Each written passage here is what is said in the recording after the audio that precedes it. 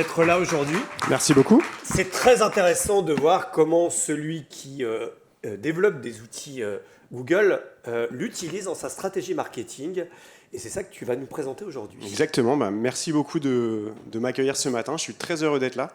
Merci évidemment à The Media Leader et puis également aux Échos, aux Parisiens. Moi, je suis ravi de parler d'IA. C'est un sujet qui me passionne. Comme chaque année, en fin d'année, on publie Your In Search. Je ne sais pas si vous avez regardé ça. C'est une sorte de baromètre des requêtes qui ont le plus accéléré sur Google cette année. Et elles nous disent deux choses. D'abord, elles nous disent que les gens continuent à beaucoup chercher sur Google, et de plus en plus. Et elles nous disent aussi, par contre, qu'effectivement, ils se posent de plus en plus de questions sur l'IA, moi y compris. Et c'est de ça dont je suis venu vous parler aujourd'hui. Alors, moi, je suis le directeur marketing de Google en France. Et contrairement à ce que ma fille de 7 ans pense de mon travail, ce n'est pas de redessiner le logo de Google tous les matins. J'aimerais bien que ce soit ça, mais ce n'est pas ça. Non, mon travail, c'est exactement le même que tous les responsables de marques qui sont ici dans cette salle. C'est de m'occuper de mes marques et de mes produits. Sauf que mes marques et mes produits, moi, ils s'appellent Google, Gemini, Pixel ou Android. Et comme vous tous dans cette salle, il y a 18 mois, presque 2 ans maintenant, c'est incroyable comme le temps passe, je me suis pris la tempête de l'IA en pleine tête. Et depuis, tous les jours, je me pose des questions sur qu'est-ce que ça veut dire pour la façon dont j'opère, pour mon marketing, qu'est-ce que ça veut dire pour mon métier. Pourtant, cette question, ça fait longtemps qu'on se la pose chez Google. Ça fait même, depuis la création de Google, depuis 25 ans, qu'on se prépare à cette arrivée de l'IA et qu'on en fait le futur de Google. Et je voudrais qu'on écoute pour cela notre fondateur Larry Page. Artificial intelligence would be the ultimate version of Google. So we had the ultimate search engine. It would understand everything on the web. It would understand, exactly what you wanted, and it would give you the right thing. And that's obviously artificial intelligence. It would be able to answer any question, basically, because almost everything is on the web, right? Donc on appréciera la coupe, le costume, mais surtout on appréciera la prescience et cette idée que du coup l'intelligence artificielle, elle est au cœur de Google, qui se définit comme une AI First Company depuis des années. Et pourtant, comme je vous le disais, ça ne veut pas dire qu'on a toutes les réponses à ces questions. J'aime beaucoup cette citation de Demis Hassabis, qui est le cofondateur et le PDG de Google DeepMind, et qui dit que la révolution de l'intelligence artificielle, elle sera 10 fois plus rapide et 10 fois plus impactante que la révolution industrielle. Et ça, quand on entend une quote comme ça venant d'une personne comme ça, forcément, ça interroge. Et moi-même, la première fois que j'ai utilisé Nano Banana pour pouvoir décliner en quelques secondes une dizaine, une centaine de versions de mon logo, j'avoue que je me suis posé énormément de questions sur qu'est-ce que ça voulait dire pour le futur des marques et pour le futur du marketing. Alors la question c'est, qu'est-ce qu'on fait de ça au jour le jour? Comment on fait de ce qui paraît honnêtement parfois un caillou dans notre chaussure, comment on transforme ça en pépite? Moi j'essaye de me dire que c'est une chance et que c'est une opportunité. J'essaye de résister à cette sensation qu'il s'agit d'une injonction à me réinventer pour en faire vraiment une opportunité de réimaginer mon métier. Et je pense que c'est une chance parce que ça n'arrive pas souvent dans une carrière qu'on ait l'opportunité de réimaginer son métier. Mais c'est pas facile. Et en plus, il n'y a pas vraiment de carte. On ne sait pas vraiment dans quelle direction on va aller. Alors si on n'a pas de carte, on peut quand même essayer de trouver des boussoles. Cette boussole, pour moi, pour mon équipe, c'est la mission du marketing de Google. La mission du marketing de Google, elle se définit par ces 3 phrases: Know the user, Know the magic, Connect the two. Know the user, ça veut dire apprendre à connaître l'utilisateur, ses besoins, ses envies, à travers d'études comme on vient de le voir il y a quelques minutes, à travers des requêtes qu'ils font sur Google ou dans tous nos produits. Know the magic, ça veut dire connaître les produits, comment ils peuvent répondre concrètement, pragmatiquement, aux besoins des utilisateurs, a fortiori quand ils évoluent. Et puis, connect the two, c'est-à-dire utiliser tous les leviers marketing à notre disposition pour essayer de connecter les utilisateurs à ces produits. Et cette mission, pour moi, elle reste complètement valable à l'heure de l'IA, et c'est une des boussoles pour moi et pour mon équipe. Et puis, quand on se lance dans un voyage comme ça, sans très bien savoir où aller, c'est important de se sentir soutenu. Et je reviendrai tout à l'heure sur l'importance du rôle des leaders dans ces moments de complexité, d'ambiguïté. J'aime beaucoup cette quote de Lauren Touhill, qui est notre CMO global, et qui nous a invités dès le début à Dream Big and Be Disruptive. Et quand on sait, quand on travaille dans une équipe marketing, que votre boss à Mountain View est dans cet état d'esprit, forcément, c'est beaucoup plus rassurant. Et puis très vite, en réalité, je me suis aperçu que cette aventure, ce challenge de réimaginer le marketing avec l'IA, ce n'était pas un challenge, mais 3 challenges. Apprendre à marketer l'IA en tant que telle, apprendre à marketer avec l'IA, et puis on a commencé à en parler un petit peu tout à l'heure, comment on peut embarquer à l'intérieur de ce défi nos équipes et nos partenaires. Marketer l'IA d'abord. Pourquoi c'est un challenge ? Parce que c'est complexe, parce que c'est technique, parce que c'est nouveau, et parce que, honnêtement, parfois, ça fait un petit peu peur. J'ai déjà entendu ce mot 2-3 fois ce matin. Quand on a introduit Gemini, Google Gemini, l'année dernière, au moment des Jeux Olympiques, on ne savait pas encore très bien comment parler d'IA. Et c'est vrai que nos communications pour présenter aux gens Google Gemini, pour présenter aux gens le futur de Google, alors elles étaient très flashy, très enthousiastes, très énergiques, mais elles n'étaient pas forcément encore très claires sur les cas d'usage. Et ça, c'est un mot qu'on a aussi prononcé plusieurs fois ce matin qui est très important. On s'est rendu compte que le marketing de l'IA, pour marcher, ce n'était pas un marketing qui devait parler uniquement de modèles, qui sont des éléments extrêmement techniques, qui parlent aux ingénieurs et aux financiers, mais qui devait parler de ces cas d'usage, au-delà de simplement des fonctionnalités. C'est ce qu'on a fait avec le lancement de Nano Banana, il y a quelques mois maintenant, un outil de génération et d'édition d'images qui permet extrêmement facilement de les créer, de les retoucher, et qui permet, quand on a uniquement des photos de soi en bras de chemise, de pouvoir avoir l'air d'avoir un costard quand on veut avoir l'air un petit peu sérieux à Future Brands. C'est ce qu'on a fait aussi avec le lancement de VO3, qui est un outil qui permet de générer et créer des vidéos de 8 secondes avec du son, que j'espère que vous avez tous eu l'occasion de tester. This ocean, it's a force, a wild, untamed might, and she commands your awe with every breaking light. Un outil qui est extrêmement puissant et performant et qui est très utile pour notamment les créatifs, les agences créa, pour tester des choses extrêmement vite et pouvoir itérer sur une création vidéo. Et c'est grâce à ces cas d'usage, c'est grâce à un marketing beaucoup plus pragmatique qu'aujourd'hui, Gemini est l'une des applications les plus téléchargées sur l'App Store, utilisée par 650 millions d'utilisateurs partout dans le monde. Et ce qui est vrai pour Gemini, ça s'est révélé également vrai pour Search, qui a été, et c'est logique, notre deuxième produit à intégrer au fur et à mesure de plus en plus de fonctionnalités liées à l'IA. Dans les pays où AI Overview et AI Mode ont été lancés, les chanceux, on voit que les requêtes liées à l'IA ont fortement augmenté, accéléré les requêtes faites sur Google. Mais pourquoi ? Eh bien parce qu'on l'a vu tout à l'heure dans cette étude qui montrait l'évolution des usages, les utilisateurs ils veulent chercher différemment.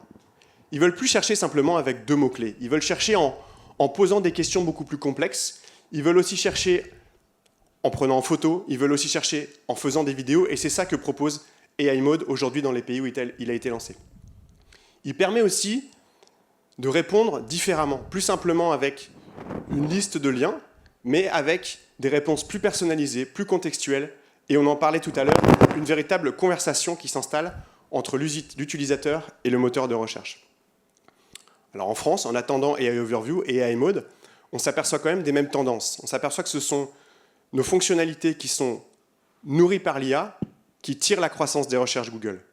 Que ce soit Lens, le fait de pouvoir chercher avec une image, qui représente déjà 25 milliards de requêtes faites chaque mois, dont 1 sur 5 ont un objectif, une intention commerciale. ou Circle to Search, entouré pour chercher, qui est une fonctionnalité qui plaît particulièrement aux jeunes utilisateurs. Maintenant, je voudrais vous parler du deuxième challenge, apprendre à faire du marketing avec l'IA. Alors moi, je suis un ancien consultant, donc au début, mon premier réflexe, ça a été de me dire, je vais faire un plan, je vais faire une vision, je vais faire un framework, je vais faire une approche, je vais faire un plan de transformation. Et en fait, j'ai dû remballer tout ça, parce que l'IA, la transformation liée à l'IA, ça ne marche pas comme ça. Par définition, ça nécessite de laisser beaucoup plus de place à l'expérimentation. Et ce que j'ai pu observer dans mes équipes dans les derniers mois, c'est une révolution des talents. C'est l'émergence de 2 nouveaux profils. Alors, je voudrais bien excuser les gifs de séries télé des années 90 et 2000, mais moi, c'est des références qui me parlent, et j'espère pour vous aussi. Ce que j'ai vu émerger, c'est ce que j'appelle les makers et les scalers. Les makers, c'est quoi? C'est des gens qui n'étaient pas forcément vos plus grands talents, il y a quelques mois, mais vous avez découvert que c'était des vrais MacGyver, et qui se mettaient là-dedans, qui se jetaient dans l'expérimentation, qui jouaient avec tous les outils, qui y passaient des heures. C'était peut-être un petit peu brouillon, mais toutes ces idées qu'ils arrivent à faire émerger, ce sont les étincelles qui permettent à votre organisation de changer. Le deuxième type de profil qui a énormément de valeur dans cette transformation, c'est les scalers. Alors eux, ils sont peut-être plus frileux, peut-être que vous en faites partie, moi j'en fais partie. Ils sont peut-être plus frileux à se lancer immédiatement dans l'expérimentation. On est plus un peu dans la réflexion, dans l'anticipation. Mais c'est des gens qui sont très importants pour les organisations parce que c'est ceux qui permettent de passer à l'échelle, de passer du stade de l'expérimentation au stade de l'implémentation parce que c'est eux qui vont identifier comment ces expériences vont pouvoir être scalées. Donc si vous avez ces 2 profils dans votre organisation, identifiez-les, protégez-les, développez-les, parce que pour moi, ce sont ceux dont vous avez besoin pour vous lancer dans ce champ d'expérimentation. Et des expérimentations, on en a fait plein cette année, à peu près une quinzaine dans mon équipe en France, pour découvrir comment l'IA pouvait nous aider concrètement dans notre marketing. Nous aider d'abord à collecter de nouveaux insights. Par exemple, en automatisant le community management. Jusqu'à présent, chez moi, le community management, c'était une tâche qui était assez lourde, qui pouvait prendre une personne et demie.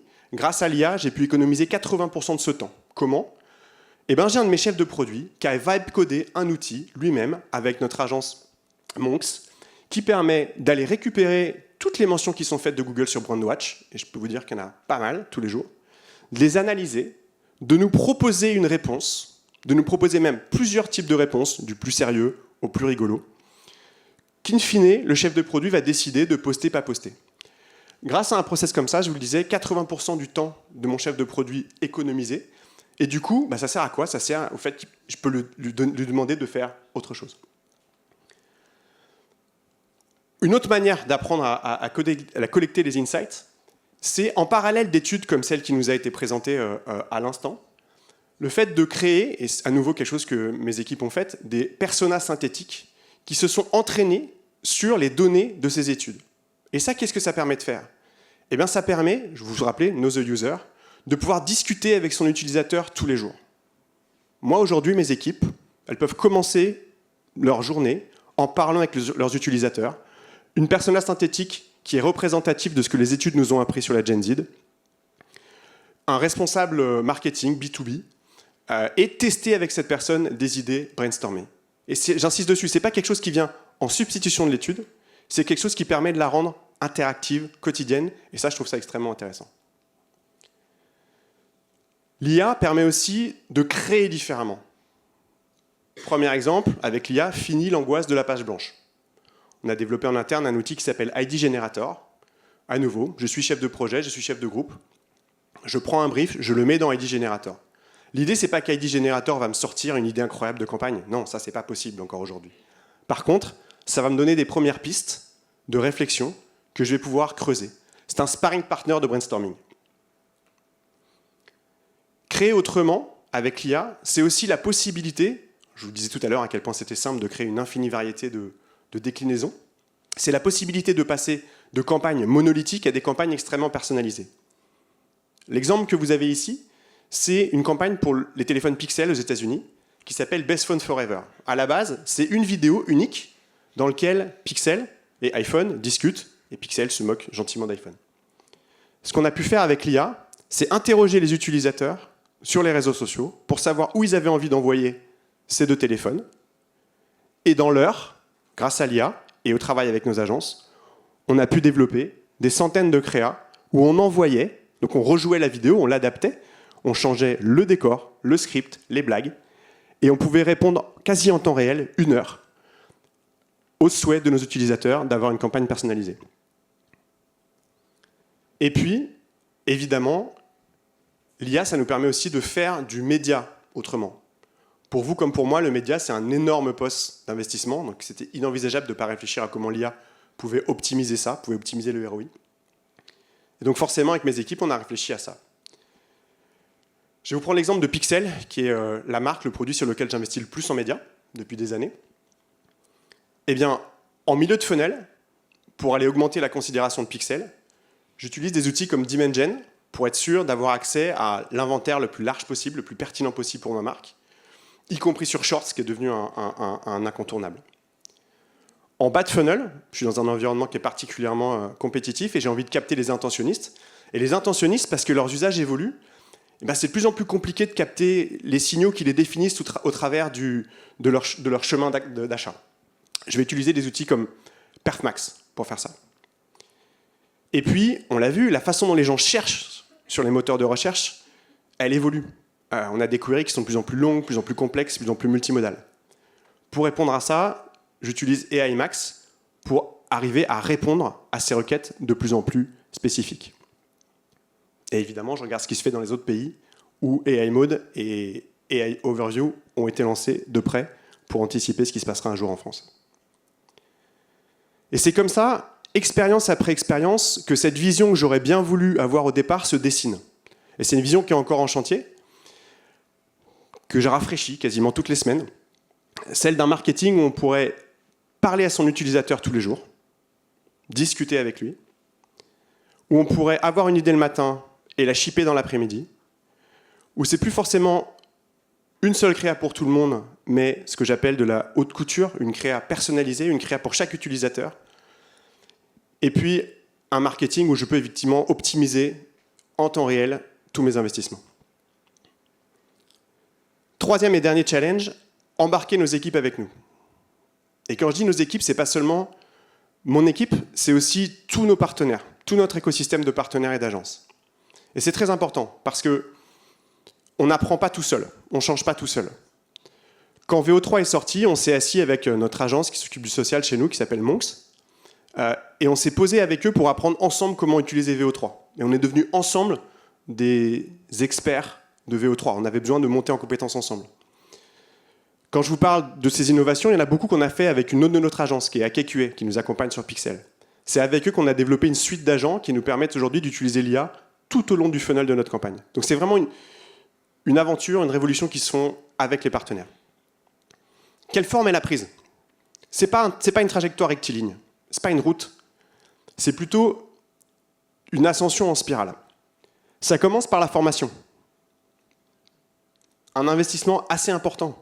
Moi, j'ai dû dédier 10% du temps de mes équipes pendant 2 mois à se former à l'IA. Aujourd'hui, on est passé dans un mode plus à la carte. Il y a eu une logique de montée en compétences collectives. Maintenant, on passe dans une approche plus à la carte. Des expérimentations, je vous en ai présenté quelques-unes. On en a fait environ 15 cette année, au travers de toutes les capabilities du marketing, insight, creative, média. Et puis, sur la base de celles qui avaient marché, un plan d'implémentation chiffré, avec de l'impact, pour voir ce que ça allait nous permettre d'économiser en termes de budget, en termes de temps passé, et où est-ce qu'on allait pouvoir réinvestir ce temps. Et pourquoi une ascension en spirale ? Eh bien, c'est parce que c'est ce plan d'implémentation qui nous fait décider ensuite de ce sur quoi on veut se former. C'est aussi une sorte de décollage. Vous voyez, j'aime bien les frameworks, donc j'y retourne quand même. C'est aussi une forme de décollage parce que, effectivement, ça part des outils, de nouveaux outils qui sortent toutes les semaines sur le marché. Mais de ces outils, on doit déduire des nouveaux workflows, des nouvelles manières de procéder, des nouvelles manières de penser nos cycles de production marketing. De ces nouveaux workflows, on voit émerger de nouveaux skillsets. Je vous parlais des makers, des scalers. Du coup, ça nous fait réfléchir à de nouvelles manières d'organiser notre équipe. Par exemple, qu'est-ce qu'on peut faire maintenant local qu'on ne pouvait pas faire avant ? Ou qu'est-ce qu'on aurait envie de faire plutôt au niveau global ? Et puis, de ces nouvelles organisations découle un nouvel état d'esprit. Et c'est là-dessus que je voudrais conclure, parce que je pense qu'on a tous, en tant que leader, et tous les gens dans cette salle, un énorme rôle à jouer dans ce contexte. D'abord, ne pas nier l'évidence. C'est un contexte qui n'est pas facile pour nous et pour nos équipes. Et si ce n'est pas facile pour nous, c'est probablement pas facile pour nos équipes. Il faut en discuter. Il faut créer les conditions de ce changement, leur montrer qu'on a confiance, leur permettre de dédier du temps à la formation. Il faut se permettre et nous permettre d'expérimenter quotidiennement. Alors peut-être que dans cette pièce, on a plutôt des profils de scalers aussi. Et comme je vous le disais, protéger les makers, faire en sorte de les laisser tester et apprendre, c'est extrêmement important. Et puis mon dernier point, c'est que l'IA, c'est des outils géniaux, mais in fine, l'humain reste au cœur de toutes ces discussions, de toutes ces histoires. Pourquoi ? Parce que quand on peut tout créer, quand on peut tout faire, le jugement créatif, le jugement tout court, ils sont encore plus importants qu'avant. Si je peux faire 10 000 versions de mon logo, c'est encore plus important que je sois capable de trancher et que je sois capable aussi de former mes équipes à l'esprit critique pour voir ce qui est bien et ce qui n'est pas bien. Ce n'est pas parce que c'est fait par l'IA que c'est forcément bien. Il n'y a que nous qui pouvons empêcher la diffusion de ce qu'on appelle aujourd'hui les high slope. Et je vais terminer là-dessus. C'est pas l'IA qui va réinventer nos métiers. C'est forcément tous les gens qui sont dans cette pièce qui allons le faire. Et personnellement, ça me rend très heureux de réinventer mon métier avec vous tous les jours. Merci. Merci beaucoup.